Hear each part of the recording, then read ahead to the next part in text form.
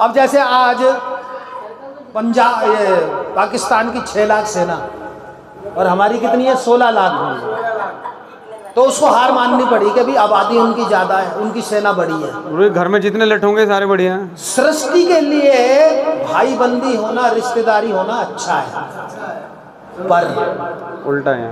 जब आप इस लाइन में आओगे, भगत जगत को ठगत है, जगत को।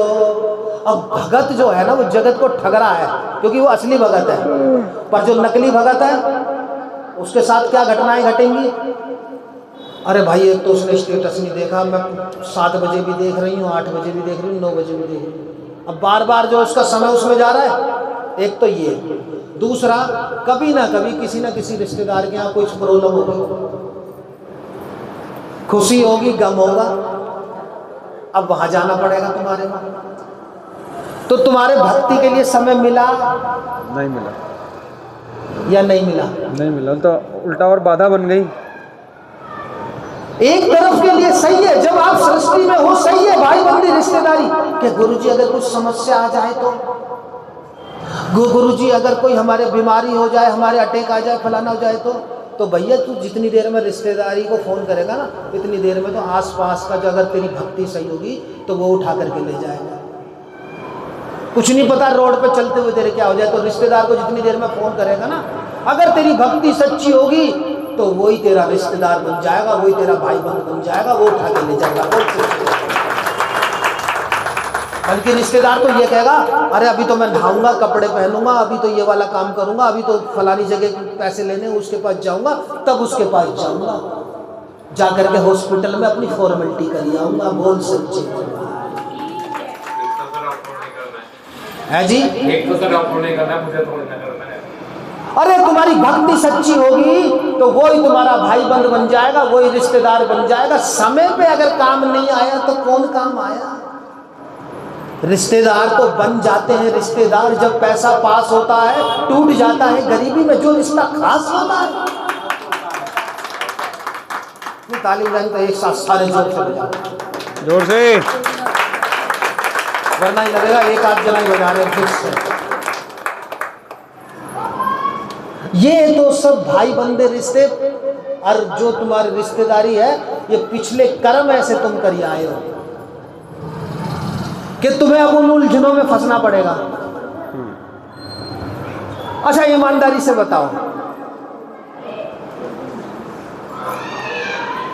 कहीं पे कोई खुशी हो गई, अब वो रिश्तेदार कह रहा है भाई आ जाओ हमारे यहाँ 10 दिन पहले, अब तुम 10 दिन का अपना बोरिया बिस्तर लेकर के साथ में माला और गोमुखी लेकर आसन लेकर के भी वहाँ गए कि वहाँ भक्ति भी कर लेंगे और अपना मजा भी ले लेंगे रिश्तेदारी का।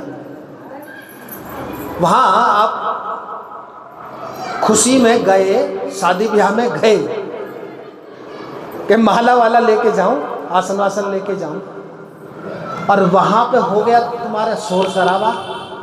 माला जप पाओगे, भक्ति कर पाओगे? 10 दिन तुम्हारे टोटल गए ना बर्बाद।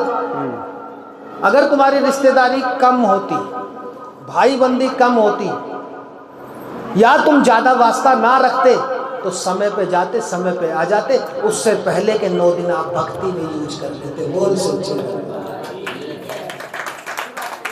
ये तुम्हारे पूरे जन्मों के कर्म है भाई लोगों। बहन भी बैठी है, बहन लोगों, ये तुम्हारे पुराने कर्म है जो तुम आज यहां बैठे हो यार। ये तो उनके कर्म है जिनको भक्ति करने को, सत्संग सुनने को नहीं मिल रहा, ये तत्व ज्ञान जानने को नहीं मिल रहा। ये तत्व ज्ञान है, क्योंकि तुम फंस रहे हो, रिश्तेदारी में फंस रहे हो, मोबाइल में फंस रहे हो, भाई बंदी में फंस रहे हो। ईमानदारी से बताना, तुम्हें कभी खुशी में जाना पड़ रहा है, कभी गम में जाना पड़ रहा है? तुम्हारे 10-10 दिन बर्बाद हो रहे हैं, 13-13 दिन, अरे 13वीं तक है, गम लग गया। अब 13 दिन तो गए, पूजा पाठ नहीं करेंगे। इसमें गलती किसकी है? तूने भाई बंदी और रिश्तेदारी इतनी जोड़ रखी है। तेरे 13 दिन तो वो निकल गए। जिंदगी बड़ी छोटी है, बहुत छोटी है जिंदगी। सच्ची भक्ति कर ले, जगत वाली भक्ति मत कर, नुकसान होगा तुम्हारा, क्योंकि पिछले कर्म ऐसे कर आए। ध्यान कर लो, तुमने बहुत अच्छे कर्म करे पिछले जन्म के। अगर तुमने पिछले जन्म के अच्छे कर्म नहीं करे होते, तुमने भक्ति नहीं करी होती, तो तुम यहाँ बैठे नहीं होते। बोलो सांचे दरबार की जय हो।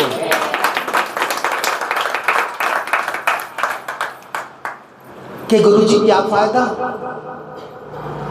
यहां बैठ के हम सत्संग सुन रहे हैं, क्या फायदा।